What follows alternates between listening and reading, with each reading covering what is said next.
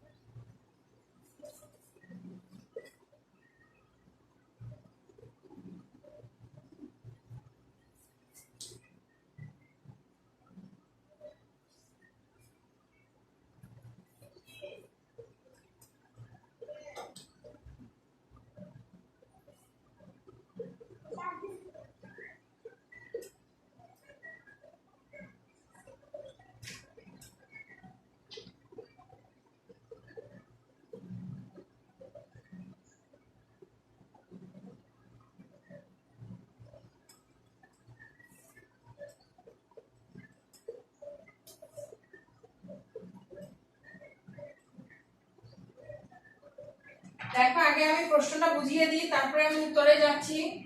এখানে প্রশ্নটা কি, ভূপ্রকৃতি কি, বাংলাদেশের সবচেয়ে উঁচু পাহাড় কোথায় অবস্থিত, পাহাড়ি অঞ্চলের সৌন্দর্য সম্পর্কে 4টি বাক্য লেখো। হ্যাঁ, এভাবে করে তোমাদেরকে পরীক্ষায় প্রশ্নগুলো দেয়া থাকবে। প্রশ্নের মার্কটা কিরকম হবে, 1 + 1 + 4, 6 নাম্বার। তোমাদের বড় প্রশ্নে কত থাকে? বড় প্রশ্নে 6 নাম্বার করে থাকে। তাহলে প্রশ্নটা আগে আমরা দেখে নিই, বুঝে নিই প্রশ্নটা কি। যে ভূপ্রকৃতি কি? বাংলাদেশের সবচেয়ে উঁচু পাহাড় কোথায় অবস্থিত? পাহাড়ি অঞ্চলের সৌন্দর্য সম্পর্কে কি 4টি বাক্য লেখো।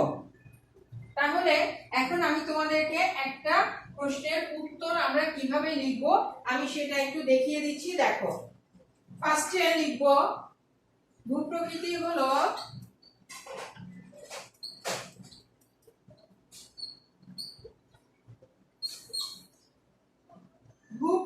হলো কোন দেশের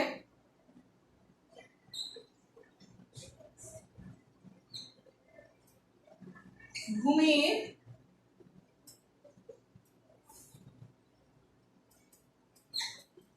গঠন ও অবস্থা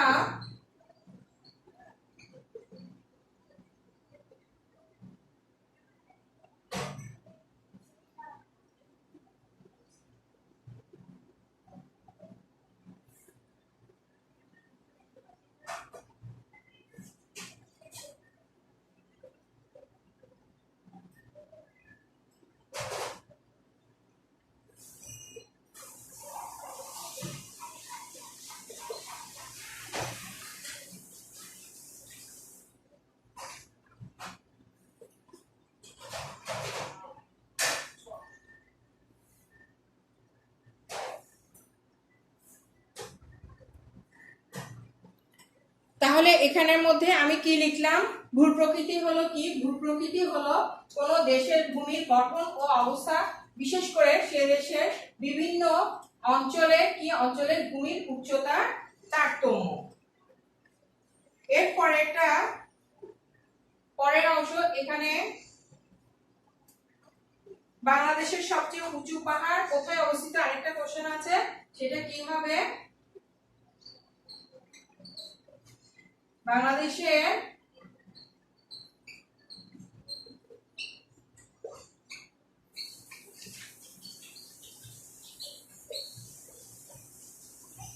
উঁচু পাহাড়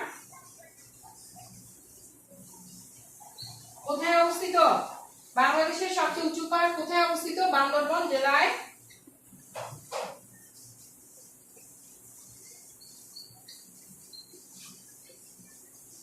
দেখো, বান্দরবান জেলায় অবস্থিত। হ্যাঁ, তাহলে এখানের মধ্যে আমরা দুটো প্রশ্নের উত্তর লিখলাম। এবার আমি তোমাদেরকে লাস্টের প্রশ্নের উত্তরটা লিখে দিচ্ছি। লাস্টে কি আছে? যে পাহাড়ি অঞ্চলের সৌন্দর্য সম্পর্কে কি করতে হবে? 4টি বাক্যে লিখতে হবে। এটা আমরা কিভাবে করে লিখবো আমরা একটু দেখি। পাহাড়ি অঞ্চলের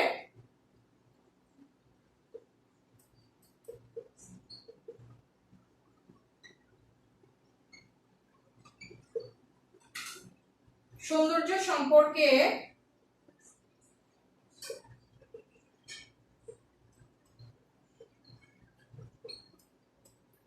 চারটি বাক্য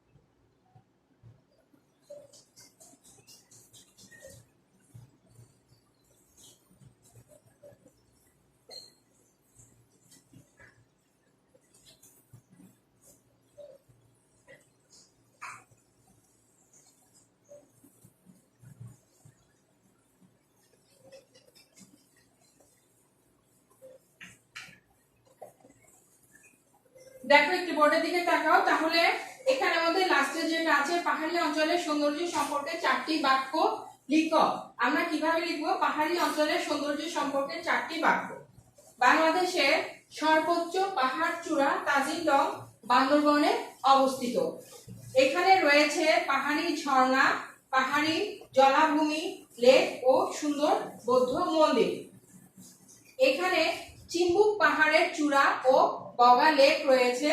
এ বনভূমি বাংলাদেশের কি করে? সৌন্দর্য বৃদ্ধি করেছে।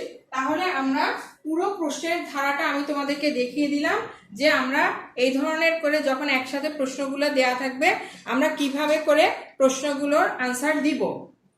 এখন আমি তোমাদেরকে কিছু কোশ্চেন দিব, সেটা বাসায় তোমরা বসে নিজেরা প্রশ্নগুলো তৈরি করবে। তৈরি করে আমাকে ছবি তুলে আমাকে পাঠিয়ে দিবে, আমি দেখব যে তোমরা কে কিভাবে করে লিখেছো।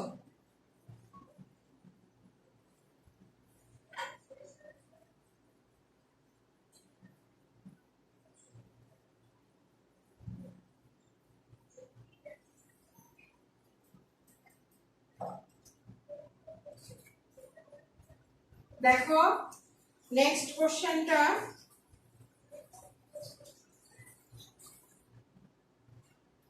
2 নাম্বার প্রশ্ন। আমাদের দেশের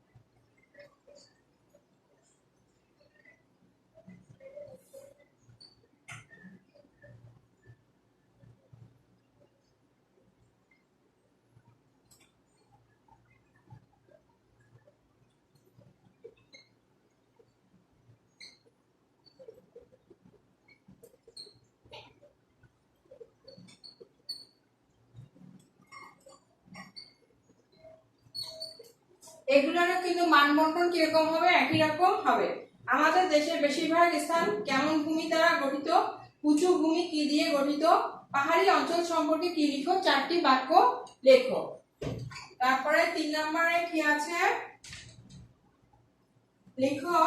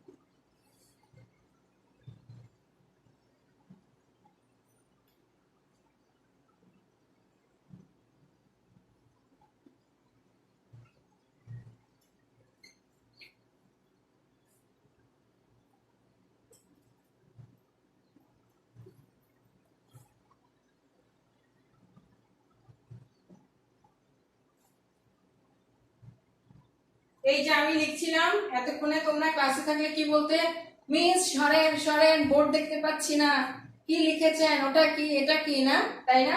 আচ্ছা আমি সরে গেলাম। আমি এখন প্রশ্নগুলো আমি একটু বুঝিয়ে দিই, তোমরা প্রশ্নগুলো তুলে বাসায় কি করবে, রেডি করে ফেলবে। একটা তো লিখে দেখিয়ে দিলাম, আর এই কয়টা কি তোমাদের HW, বাসায় তোমরা প্রত্যেকে এগুলো রেডি করে আমাকে দেখাবে, ঠিক আছে? আর আজকে আমরা এই ক্লাসটা দিয়ে আমাদের কি হবে, আমাদের 11তম অধ্যায় যেটা বাংলাদেশের ভূপ্রকৃতি, আমরা এটা এখানে শেষ করব। পরবর্তীতে আমরা আরেকটা টপিকস নিয়ে আলোচনা করব। তাহলে কি, আমাদের দেশের বেশিরভাগ স্থান কেমন ভূমি দ্বারা গঠিত? উঁচু ভূমি কি দিয়ে গঠিত? পাহাড়ি অঞ্চল সম্পর্কে 4টি বাক্য লেখো। 3 নাম্বার, সুন্দরবন কোথায় অবস্থিত? এ বনভূমির নাম সুন্দরবন কেন? এ বনভূমির গুরুত্ব সম্পর্কে 4টি তথ্য দাও। পৃথিবীর দীর্ঘতম বালুকাময় সমুদ্র সৈকতের নাম কি? এটি কোথায় অবস্থিত? এ সমুদ্র সৈকত সম্পর্কে 4টি বাক্য লেখো। বান্দরবন কোথায় অবস্থিত? স্থানটি বিখ্যাত কেন? এই জায়গা সম্পর্কে 4টি তথ্য লেখো। তোমরা একটু বোর্ডটা দেখো আর কি করো, প্রশ্নগুলো একটু তুলে নেওয়ার চেষ্টা করো।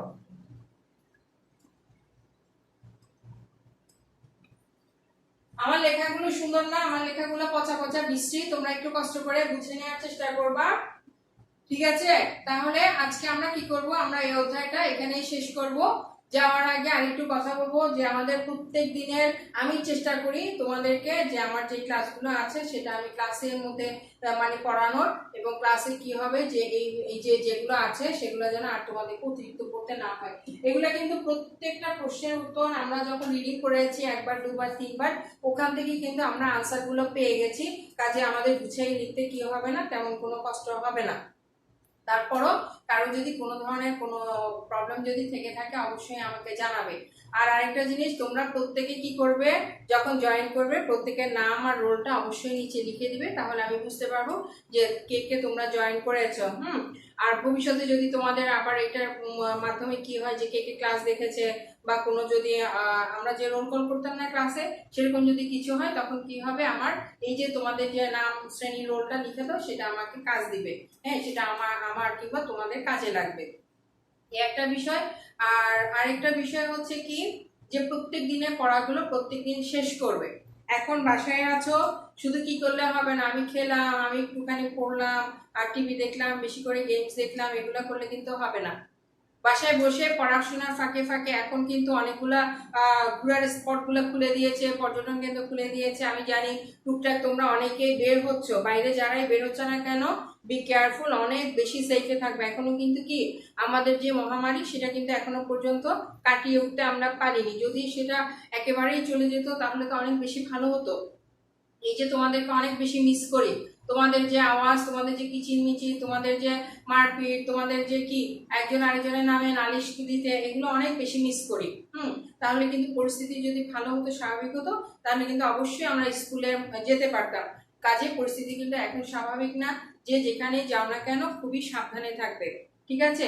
আর আরেকটা কথা হচ্ছে, যেটা বলতে নিয়েছি, যে বাসায় টুকটাক করে কি করবে, নিজের কাজগুলো নিজে করবে। যেমন তুমি পড়েছো, পড়াশোনা করেছো, উঠে গেছে, ছেলে মেয়ে সবার জন্য বলছি, তোমাদের যে টেবিলটা আছে পড়ার টেবিল, সেটা কি করবে, নিজেরটা নিজে গুছিয়ে রাখবে। আম্মু গুছাবে, বড় ভাই বোনে গুছিয়ে দিবে, ওসব না, নিজেরটা এখন থেকে নিজে করবে। তারপরে তুমি খেয়েছো, নাস্তা খেয়েছো, তুমি ভাত খেয়েছো, তোমার কি করবে, তোমার নিজের যে প্লেটটা আছে, তোমার যে নিজের বাটিটা আছে, সেটা তুমি নিজে ধুয়ে সুন্দর করে সেই জায়গার মধ্যে রেখে দিবে, ঠিক আছে? তারপরে বাইরে যদি যাও অবশ্যই এসে হাত পা সাবান দিয়ে, হ্যান্ড ওয়াশ দিয়ে কি করবে, ভালো করে ধুয়ে নিবে, এবং বাইরের কাপড় যেগুলো আছে সেগুলো কি করবে, আলাদাভাবে সেটাকে ধুয়ে ফেলবে। তাহলে আমার পরবর্তী ক্লাস দেখার আমি নতুন অধ্যায় নিয়ে আরেকটা ভিডিও বানাবো। নেক্সট ক্লাসে আমরা নতুন একটা অধ্যায় পড়বো। আর তোমরা আজকে তাহলে কি করবে, ভালো করে এগুলো পড়ো, এগুলো রেডি করে আমাকে ছবি তুলে পাঠাবে। প্রত্যেকে ভালো থাকো, সুস্থ থাকো, সেই প্রত্যাশা। আল্লাহ হাফিজ সবাইকে।